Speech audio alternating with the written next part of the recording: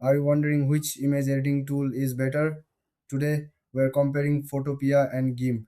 Both tools let you edit images, create graphics, and work with layers. They have similar features, but they serve different needs.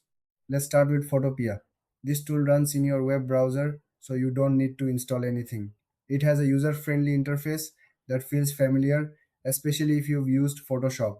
You can access it from anywhere as long as you have internet.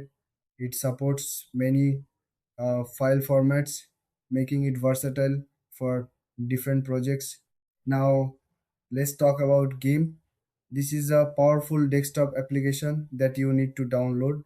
It's open source, which means it's free and constantly updated by a community of developers. GIMP offers advanced features like customizable brushes and filters.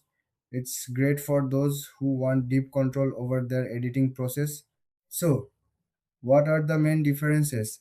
Photopea is online and easy to use, perfect for quick edits. GIMP, on the other hand, is more complex and suited for serious editing tasks. When it comes to features, both tools have a lot to offer.